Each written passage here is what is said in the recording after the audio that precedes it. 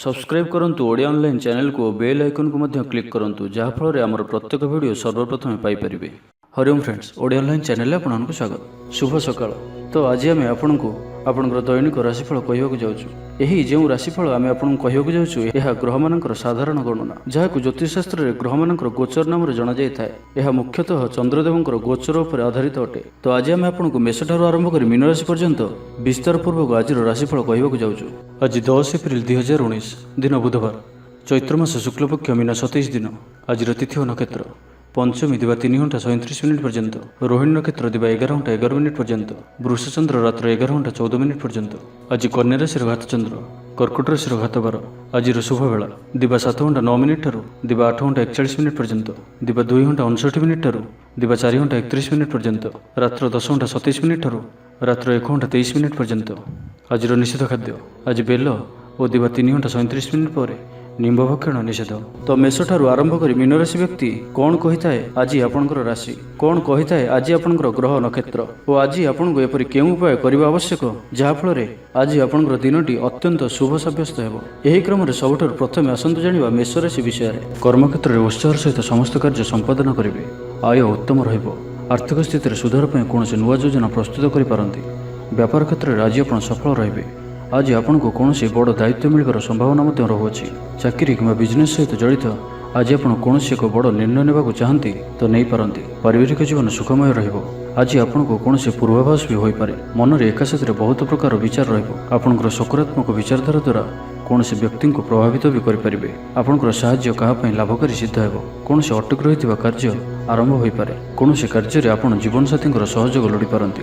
संपर्क आपनकर मजबूत रहिबो। आपण कौन धार्मिक किंवा सामाजिक क्षेत्र में प्रशंसार पात्र हो पारंती। पूर्व योजना अनुसार प्रत्येक कार्य करें। आर्थिक पक्ष मजबूत रहिबो। केवल आपण कार्यस्थल में नम्रतापूर्वक व्यवहार करंतु और अन्यमानकर भावना को गुरुत्व दियंतु। आज दिनटी आपनकर उत्तम रहिबो। विद्यार्थी मानक पय मध्य आज दिनटी अनुकूल ही रहिबो। आज आपनकर स्वास्थ्य भल रहिबो। तो आज दिनटी को आपण शुभमय करबा पय कौन आवश्यक थिबा व्यक्ति को गोटे समय भोजन अवश्य करंतु। यह आपण शुभ सब्यस्त हेबो। एवं आसतु वृष राशि विषय जानिबा। किछि स्वास्थ्य जनित समस्या देखा दे पारे। भातृविवाद देखादेव। कुटुंब हेतुक जंजाल बढ़िबो। मानसिक अशांति बढ़िबो। कर्मक्षेत्र में बाधा जन्मिबो। मन दुर्बल रहिबो। व्यय बढ़ी पारे। आशंकार दिन काटिबे। कर्मक्षेत्र में अनिच्छा सत्वे बहु कष्ट कार्यनिर्वाह करेंगे। महिला माने बदखर्ची स्वभाव हेबे। छात्र छात्री माने समय अपचय करी पश्चाताप करेंगे। पड़ोशी सह मतांतर देखादेव। चाहूथिबा साहाय्य पाइबारे बाधा उपजिबो। व्यवसाय लाभ स्वल्प ही रहिबो। मानसिक व्याकुलता बढ़ी पारे। कौन कार्य में लोभग्रस्त हेबे। हानि और लाभ समान रहिबो। किछि अर्थर अभाव अनुभव करेंगे। माली मोकदमा निर्णय आपणकर विपक्ष में जाइपारे। आपणकर जहाँ भी अभाव रही ताहाको पूरण करने पर संपूर्ण इच्छा शक्तिर सहित कार्य करने आवश्यक। केवल एतिक कथार ध्यान रखा आवश्यक। आज किछि कठिन प्रश्नर सम्मुखीन होगा पड़ पारे। तेबे आज दिनटी को शुभमय करने कौन गरीब व्यक्ति को चाउलर दान करंतु। यह आपण शुभ ही रहिबो। एबे आसंतु मिथुन राशि विषय जानिबा। स्वास्थ्य क्रमशः उन्नति परिलक्षित हेबो। मन प्रसन्न रहिबो।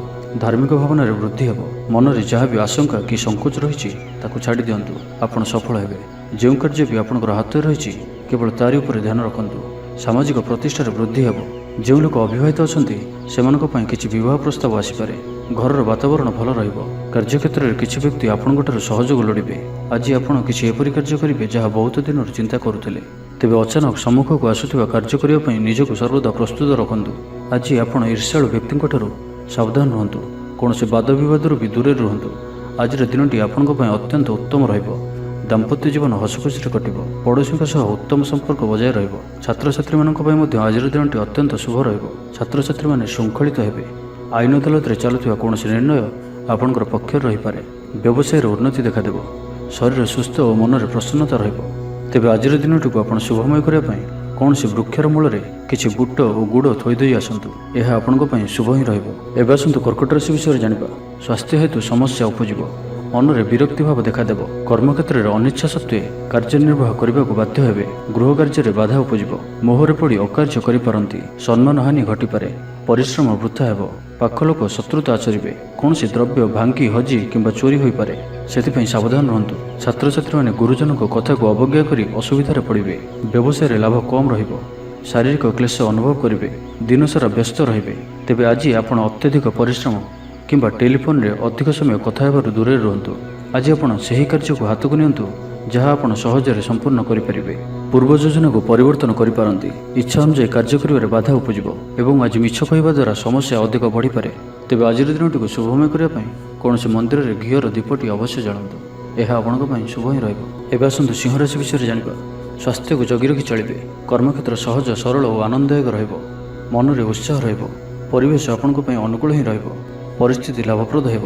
ଆୟ ମଧ୍ୟମ ଧରଣର ରହିବ। ଜୀବନସାଥୀଙ୍କ ସହଯୋଗ ପ୍ରାପ୍ତ କରିବେ। ଅବିବାହିତ ବ୍ୟକ୍ତିଙ୍କ ପାଇଁ ଗୃହକୁ କୌଣସି ବିବାହ ପ୍ରସ୍ତାବ ଆସିପାରେ। ପଡ଼ୋଶୀଙ୍କ ସମ୍ପର୍କରେ ସୁଧାର ଆସିବ। ବ୍ୟବସାୟ ଲାଭପ୍ରଦ ରହିବ। ପରିଶ୍ରମର ପୂର୍ଣ୍ଣଫଳ ପ୍ରାପ୍ତ କରିବେ। ଆଜିର ସମ୍ପୂର୍ଣ୍ଣ ଦିନଟି ମନରେ ପ୍ରସନ୍ନତା ରହିବ। ବ୍ୟାଙ୍କ ଓ ବୀମା କର୍ମଚାରୀଙ୍କ ପାଇଁ ଆଜିର ଦିନଟି ଶୁଭପ୍ରଦ ସାବ୍ୟସ୍ତ ହେବ। ଛାତ୍ରଛାତ୍ରୀମାନେ ଗୁରୁଜନଙ୍କ ଉପଦେଶ ମାନି ଚଳିବେ। କର୍ମକ୍ଷେତ୍ରରେ ଆପଣଙ୍କର କାର୍ଯ୍ୟର ପ୍ରଶଂସା କରାଯିବ। କୌଣସି ଖୁସିର ଖବର ଶୁଣିବାକୁ ମିଳିବ। ବନ୍ଧୁ ମିଳନର ଯୋଗ ବନୁଅଛି। ପୂର୍ବ ଯୋଜନା ଅନୁଯାୟୀ କାର୍ଯ୍ୟ ସମ୍ପାଦନ କରିବେ। କୌଣସି ଏକ ବଡ଼ ନିର୍ଣ୍ଣୟ ନେଇପାରନ୍ତି। ବନ୍ଧୁ ସହାୟତା ପ୍ରାପ୍ତ କରିବେ। କୌଣସି କ୍ଷେତ୍ରରେ ନୂତନ ଅଭିଜ୍ଞତା ବଢ଼ିବ। ଦେବଦର୍ଶନରେ ଆନନ୍ଦ ପାଇବେ। ଅଧିକାର ପ୍ରତି ସଚେତନ ହେବେ। ଆଜିର ଦିନଟି ଆପଣଙ୍କ ପାଇଁ ଅନୁକୂଳ ହିଁ ରହିବ। ତେବେ ଆଜିର ଦିନଟିକୁ ଆପଣ ଶୁଭମୟ କରିବା ପାଇଁ ଗାୟତ୍ରୀ ମନ୍ତ୍ରର 108 ଥର କିମ୍ବା ଅତି କମ୍ରେ 10 ଥର ଜପ କରନ୍ତୁ। ଏହା ଆପଣଙ୍କ ପାଇଁ ଶୁଭ ହିଁ ରହିବ। ଏବେ ଆସନ୍ତୁ କନ୍ୟା ରାଶି ବିଷୟରେ ଜାଣିବା। ସ୍ୱାସ୍ଥ୍ୟ ସମସ୍ୟାକୁ ନେଇ ଚିନ୍ତିତ ରହିବେ। ଡାକ୍ତର ପରାମର୍ଶ ମଧ୍ୟ ଲୋଡ଼ିପାରନ୍ତି। ଆଳସ୍ୟ ବୃଦ୍ଧି ପାଇବ। କର୍ମକ୍ଷେତ୍ରରେ ଅବହେଳା ପ୍ରଦର୍ଶନ କରି ମନ ଖରାପ ହେବ। ଦିନସାରା ଅଶାନ୍ତି ରହିବେ। ଆର୍ଥିକ ସମସ୍ୟା ଉତ୍କଟ ହେବ। ମାନସିକ ଉତ୍ତେଜନା ଭୋଗିପାରନ୍ତି। ହାଲୁକା ଖାଦ୍ୟ ଖାଆନ୍ତୁ ଓ ଆଜି ନିଜର ସ୍ୱାସ୍ଥ୍ୟ ବିଷୟରେ ଧ୍ୟାନ ରଖନ୍ତୁ। ଶୁଭ କାର୍ଯ୍ୟରେ ବିଘ୍ନ ସୃଷ୍ଟି ହୋଇପାରେ। ପ୍ରିୟ ବ୍ୟକ୍ତିଙ୍କର ଆସ୍ଥା ହରାଇ ପାରନ୍ତି। ମନ ଅସ୍ଥିର ରହିବ। ଅଯଥା ହନ୍ତସନ୍ତ ହୋଇପାରନ୍ତି। ବ୍ୟବସାୟରେ ଘୋର ପ୍ରତିଦ୍ୱନ୍ଦିତା ଦେଖାଦେବ। ଛାତ୍ରଛାତ୍ରୀମାନେ ପଢ଼ାପଢ଼ିରେ ଅବହେଳା ପ୍ରଦର୍ଶନ କରିବେ। ଆୟ ଅପେକ୍ଷା ବ୍ୟୟ ଅଧିକ ହିଁ ରହିବ। ଦାମ୍ପତ୍ୟ ଜୀବନରେ ଛୋଟ ଛୋଟ କଥାକୁ ନେଇ ମତାନ୍ତର ଦେଖାଦେବ। ଅଯଥା ଯୁକ୍ତିତର୍କରୁ ଦୂରେଇ ରୁହନ୍ତୁ। ବିଶ୍ୱାସରେ ହାନି ଘଟିବ। କିଛି ଆର୍ଥିକ ସଙ୍କଟ ମଧ୍ୟ ଦେଖାଦେଇପାରେ। କାର୍ଯ୍ୟବ୍ୟସ୍ତତା ବଢ଼ିବ। ସହକର୍ମୀଙ୍କ ଅସହଯୋଗ ମାନସିକ ଚିନ୍ତା ବଢ଼ାଇବ। ନିଜକୁ ଅସହାୟ ମନେ କରିପାରନ୍ତି। ଅନ୍ୟମନସ୍କତା ହେତୁ କିଛି କ୍ଷତିର ସମ୍ମୁଖୀନ ହୋଇପାରନ୍ତି। ତେବେ ଆଜି କନ୍ୟା ରାଶିରେ ଘାତଚନ୍ଦ୍ର ଭୋଗ ହେତୁ ନିଆଁ ଓ ପାଣି ପ୍ରତି ସତର୍କ ରୁହନ୍ତୁ। ଯାନବାହନ ଚଳାଇବା ସମୟରେ ସାବଧାନ ରୁହନ୍ତୁ। କୌଣସି ବି ରିସ୍କ ନେବା ଭଳି କାର୍ଯ୍ୟ କରନ୍ତୁ ନାହିଁ। ଯେତେ ଦୂର ସମ୍ଭବ ଦୂରଯାତ୍ରାରୁ ନିବୃତ୍ତ ରୁହନ୍ତୁ। ତେବେ ଆଜିର ଦିନଟିକୁ ଆପଣ ଶୁଭମୟ କରିବା ପାଇଁ କୌଣସି ମନ୍ଦିରରେ କର୍ପୂରର ଦୀପଟି ଅବଶ୍ୟ ଜାଳନ୍ତୁ। ଏହା ଆପଣଙ୍କ ପାଇଁ ଶୁଭ ହିଁ ରହିବ। ଏବେ ଆସନ୍ତୁ ତୁଳାରାଶି ବିଷୟରେ ଜାଣିବା। ଶାରୀରିକ ସୁସ୍ଥତା ବଜାୟ ରହିବ। ମନ ପ୍ରସନ୍ନ ରହିବ। ସମସ୍ତ କାର୍ଯ୍ୟ ସୁରୁଖୁରୁରେ ସମ୍ପାଦନ କରିବେ। ଆର୍ଥିକ ଅବସ୍ଥା ସୁଧୁରିଯିବ। କର୍ମକ୍ଷେତ୍ରରେ ଉନ୍ନତି ଘଟିବ ଓ କର୍ମକ୍ଷେତ୍ରରେ ନିଜର ପାରଦର୍ଶିତା ବଳରେ ସମସ୍ତ କାର୍ଯ୍ୟ ସୁରୁଖୁରୁରେ ନିର୍ବାହ କରିବେ। ଆୟରେ ସୁଧାର ଆସିବ। କିଛି ନୂଆ ଜିନିଷ କ୍ରୟ କରିପାରନ୍ତି। କାର୍ଯ୍ୟସିଦ୍ଧି ପାଇଁ ଲାଗିପଡ଼ିବେ। କୌଣସି ହଜିଥିବା ଦ୍ରବ୍ୟ ପାଇପାରନ୍ତି। ନିଜ କାର୍ଯ୍ୟର ସମୀକ୍ଷା କରିବେ। ନୂତନ ଆୟପନ୍ଥା ଖୋଲିବ। ପୂର୍ବ ଯୋଜନା ଅନୁଯାୟୀ ସମସ୍ତ କାର୍ଯ୍ୟ ସଠିକ୍ ରୂପରେ ସମ୍ପାଦନ କରିବେ। ଦିନଯାକ ଉର୍ଜାବାନ ରହିବେ। କାର୍ଯ୍ୟ ଯେତେ କଠିନ ହେଲେ ବି ସେଥିରେ ଆପଣଙ୍କୁ ସଫଳତାର ସମ୍ଭାବନା ଅଧିକ ହିଁ ରହିବ। ଭବିଷ୍ୟତକୁ ନେଇ ଯୋଜନା ପ୍ରସ୍ତୁତ କରିବେ। ତେବେ ଦୁଷ୍ଟ ପ୍ରକୃତିର ବ୍ୟକ୍ତିଙ୍କଠାରୁ ଦୂରରେ ରୁହନ୍ତୁ। ସମୟର ସଦୁପଯୋଗ କରିବେ। ମାନ ପ୍ରତିଷ୍ଠାରେ ବୃଦ୍ଧି ହେବ। ବ୍ୟାପାରୀମାନଙ୍କ ପାଇଁ ଆଜିର ଦିନଟି ଅତ୍ୟନ୍ତ ଶୁଭ ସାବ୍ୟସ୍ତ ହେବ। ବିଦ୍ୟାର୍ଥୀମାନଙ୍କୁ କୌଣସି ପ୍ରତିଯୋଗିତାମୂଳକ ପରୀକ୍ଷାରେ ସଫଳତା ପ୍ରାପ୍ତ ହେବ। ପାଠପଢ଼ାରେ ଲଗାତାର ମନ ଲାଗି ରହିବ। ଯଦି କୌଣସି ଇଣ୍ଟରଭ୍ୟୁ ରହିଛି ତ ସେଥିରେ ବି ସଫଳତାର ସମ୍ଭାବନା ଅଧିକ ହିଁ ରହିବ। ତେବେ ଆଜିର ଦିନଟିକୁ ଆପଣ ଶୁଭମୟ କରିବା ପାଇଁ କୌଣସି ମନ୍ଦିରରେ ଅନ୍ନଦାନ କରନ୍ତୁ। ଏହା ଆପଣଙ୍କ ପାଇଁ ଶୁଭ ହିଁ ରହିବ। ଏବେ ଆସନ୍ତୁ ବିଛା ରାଶି ବିଷୟରେ ଜାଣିବା। ମନରେ ଉତ୍ସାହ ରହିବ। ସ୍ୱାସ୍ଥ୍ୟ ମଧ୍ୟ ଭଲ ରହିବ। କର୍ମକ୍ଷେତ୍ରରେ ଉଚ୍ଚ ଅଧିକାରୀଙ୍କ ପ୍ରଶଂସାଭାଜନ ହେବେ। ଆର୍ଥିକ ସ୍ଥିତି ସ୍ୱଚ୍ଛଳ ରହିବ। ବନ୍ଧୁ ମିଳନରେ ଆନନ୍ଦ ପାଇବେ। ବିଳାସ ଦ୍ରବ୍ୟ ପାଇପାରନ୍ତି। ଶିକ୍ଷା କ୍ଷେତ୍ରରେ ସଫଳତା ପ୍ରାପ୍ତ କରିବେ। ଭାତୃ ସହଯୋଗ ପ୍ରାପ୍ତ କରିବେ। ଆଶା କରୁଥିବା ଦିଗରୁ ଅର୍ଥପ୍ରାପ୍ତି ହୋଇପାରେ। ଷ୍ଟୁଡେଣ୍ଟମାନେ ଉତ୍ତମ ପ୍ରଦର୍ଶନ ଜାରି ରଖିବେ। ବ୍ୟବସାୟରେ ଉନ୍ନତି ଆସିବ। ଅର୍ଥାଭାବ ଦୂର ହେବ। ରାଜନୈତିକ କ୍ଷେତ୍ରରେ ଥିବା ବ୍ୟକ୍ତିଙ୍କ ପାଇଁ ଆଜିର ଦିନଟି ଅତ୍ୟନ୍ତ ଶୁଭ ସାବ୍ୟସ୍ତ ହେବ। ଆଜି ଆପଣ ନିଜର କୌଣସି ପ୍ରିୟ ମିତ୍ରଙ୍କ ସହିତ ଭେଟ କରିପାରନ୍ତି। ତେବେ ଆଜିର ଦିନଟିକୁ ଶୁଭମୟ କରିବା ପାଇଁ ରକ୍ତଚନ୍ଦନର ତିଳକ ମଥାରେ ଧାରଣ କରନ୍ତୁ। ଏହା ଆପଣଙ୍କ ପାଇଁ ଶୁଭ ହିଁ ରହିବ। ଏବେ ଆସନ୍ତୁ ଧନୁରାଶି ବିଷୟରେ ଜାଣିବା। ମନୋବଳ ଦୃଢ଼ ରହିବ। ସ୍ୱାସ୍ଥ୍ୟ ସଚେତନ ରହିବେ। ପରିଶ୍ରମର ଫଳ ଅବଶ୍ୟ ପ୍ରାପ୍ତ ହେବ। ଭାଗ୍ୟର ସହଯୋଗ ପ୍ରାପ୍ତ ହେବ। କର୍ମକ୍ଷେତ୍ରରେ ଧୈର୍ଯ୍ୟର ସହ ସମସ୍ତ ଦାୟିତ୍ୱ ସୁରୁଖୁରୁରେ ତୁଲାଇବେ। ଆର୍ଥିକ ସ୍ଥିତିରେ ଉନ୍ନତି ପରିଲକ୍ଷିତ ହେବ। ଆଧ୍ୟାତ୍ମିକ ଭାବନା ବୃଦ୍ଧି ପାଇବ। ଅତିରିକ୍ତ ଉର୍ଜାର ଅନୁଭବ କରିବେ। ପାରିବାରିକ ଜୀବନ ଆଡ଼ମ୍ବରପୂର୍ଣ୍ଣ ରହିବ। କୌଣସି ଧାର୍ମିକ କାର୍ଯ୍ୟରେ ଯୋଗ ଦେଇପାରନ୍ତି। ଛାତ୍ରଛାତ୍ରୀମାନେ ଶୃଙ୍ଖଳିତ ଜୀବନଯାପନ କରିବେ। ଗୃହକୁ ବନ୍ଧୁ ଆଗମନ ହୋଇପାରେ। ଦୂର ସମ୍ପର୍କରେ ଉପକୃତ ହେବେ। କିଛି ନୂତନ ଯୋଜନା ପ୍ରସ୍ତୁତ କରିପାରନ୍ତି। କାର୍ଯ୍ୟନିଷ୍ଠା ବଢ଼ିବ। ସମ୍ପଦରେ ବୃଦ୍ଧି ଘଟିବ। ପର ଉପକାରରେ ଖୁସି ହେବେ। ମହିଳାମାନେ ଗୃହ ନିପୁଣ ରହିବେ। ନିର୍ମାଣ କାର୍ଯ୍ୟରେ ଅଗ୍ରଗତି ଦେଖାଦେବ। ତ ଆଜିର ସମ୍ପୂର୍ଣ୍ଣ ଦିନଟି ଆପଣଙ୍କ ପାଇଁ ଅନୁକୂଳ ହିଁ ରହିବ। ତେବେ ଆଜିର ଦିନଟିକୁ ଆପଣ ଶୁଭମୟ କରିବା ପାଇଁ କାଉ କିମ୍ବା କଳା କୁକୁରକୁ ମଧ୍ୟାହ୍ନ ଭୋଜନର କିଛି ଅଂଶ ଖାଇବାକୁ ଦିଅନ୍ତୁ। ଏହା ଆପଣଙ୍କ ପାଇଁ ଶୁଭ ହିଁ ରହିବ। ଏବେ ଆସନ୍ତୁ ମକର ରାଶି ବିଷୟରେ ଜାଣିବା। ସ୍ୱାସ୍ଥ୍ୟ ସଚେତନତା ବୃଦ୍ଧି ପାଇବ। ଯୋଗ ବ୍ୟାୟାମକୁ ଗୁରୁତ୍ୱ ଦେବେ। ମନରେ ପ୍ରସନ୍ନତା ରହିବ। ନିଜ ମନର କଥା କାହା ଆଗରେ ସେୟାର କରିପାରନ୍ତି। ପ୍ରତ୍ୟେକ କାର୍ଯ୍ୟରେ ସଫଳ ହେବେ। ତେବେ ଆଜି ନିଜର ଲକ୍ଷ୍ୟ ପ୍ରାପ୍ତି କରିବା ପାଇଁ ଅଳ୍ପ ପରିଶ୍ରମର ମଧ୍ୟ ଆବଶ୍ୟକତା ରହିଛି। ନିଜର କ୍ୟାରିୟରକୁ ନେଇ କୌଣସି ବଡ଼ ନିର୍ଣ୍ଣୟ ନେଇପାରନ୍ତି। ଦରମା ବୃଦ୍ଧି କିମ୍ବା ପଦୋନ୍ନତିର ଖୁସି ଖବର ମିଳିପାରେ। ଆୟ ଭଲ ରହିବ। ଇଚ୍ଛା ଅନୁଯାୟୀ କାର୍ଯ୍ୟ କରିବେ।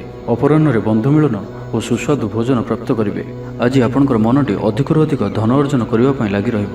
ବିଦ୍ୟାର୍ଥୀମାନଙ୍କୁ ଆଜି କିଛି ବଡ଼ ସଫଳତା ମିଳିପାରେ। ବିଶେଷ କରି ସନ୍ଧ୍ୟା ସମୟରେ ପାଠପଢ଼ା ପ୍ରତି ଅଧିକ ମନ ଲାଗିବ ଓ ଆପଣଙ୍କୁ ଆପଣଙ୍କର ପରିଶ୍ରମର ଅନୁରୂପ ସଫଳତା ବି ମିଳିବ। ସମ୍ପୂର୍ଣ୍ଣ ଦିନଟି ସ୍ୱାସ୍ଥ୍ୟ ଉତ୍ତମ ରହିବ। ଉତ୍ସାହରେ ବୃଦ୍ଧି ହେବ ଓ ମାନସିକ ପ୍ରସନ୍ନତା ପ୍ରାପ୍ତ କରିବେ। କିଛି ଆର୍ଥିକ ଲାଭ ଘଟିବ। ଅଶାନ୍ତିର ଅବସାନ ଘଟିବ। କାର୍ଯ୍ୟଦକ୍ଷତା ହେତୁ ସମ୍ମାନିତ ହେବେ। ତେବେ ଆଜିର ଦିନଟିକୁ ଆପଣ ଶୁଭମୟ କରିବା ପାଇଁ ଭଗବାନ ବିଷ୍ଣୁଙ୍କର ଦର୍ଶନ କରନ୍ତୁ ଓ ବିଷ୍ଣୁ ସହସ୍ର ନାମର ପାଠ କରନ୍ତୁ।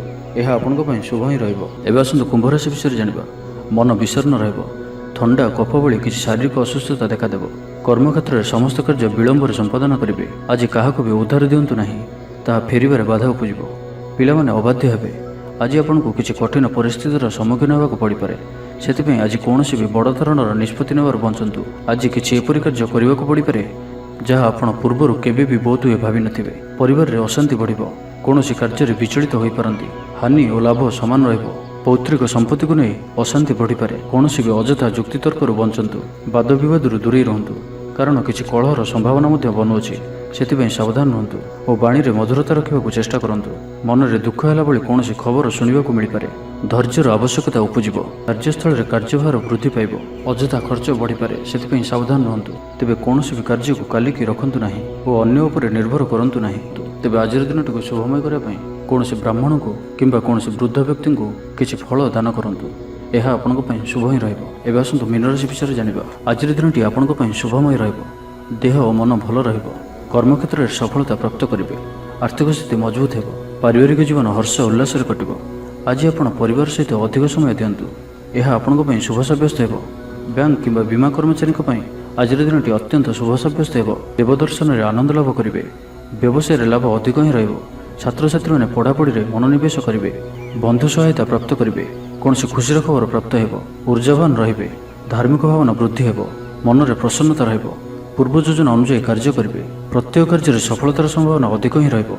ମାତାପିତାଙ୍କର ଆଶୀର୍ବାଦ ରହିବ। ଆର୍ଥିକ ଅନାଟନ ଦୂର ହେବ। ତ ଆଜିର ଦିନଟିକୁ ଆପଣ ଶୁଭମୟ କରିବା ପାଇଁ ଭଗବାନ ଶିବଙ୍କର ଦର୍ଶନ କରନ୍ତୁ। ଏହା ଆପଣଙ୍କ ପାଇଁ ଶୁଭ ହିଁ ରହିବ। ତେବେ ଭିଡ଼ିଓଟି ଯଦି ଆପଣଙ୍କୁ ଭଲ ଲାଗିଥାଏ ତେବେ ଲାଇକ୍ଟେ କରନ୍ତୁ, କମେଣ୍ଟ କରନ୍ତୁ। ଏ ଭିଡ଼ିଓଟିକୁ ଆପଣଙ୍କ ଫ୍ରେଣ୍ଡସ୍ମାନଙ୍କ ସାଥିରେ ସେୟାର କରନ୍ତୁ ଏବଂ ଆମ ୟୁଟ୍ୟୁବ୍ ଚ୍ୟାନେଲ୍ ଓଡ଼ିଆ ଅନଲାଇନ୍କୁ ଯେଉଁମାନେ ପର୍ଯ୍ୟନ୍ତ ସବସ୍କ୍ରାଇବ୍ କରିନାହାନ୍ତି ସବସ୍କ୍ରାଇବ୍ କରିନିଅନ୍ତୁ। ଧନ୍ୟବାଦ।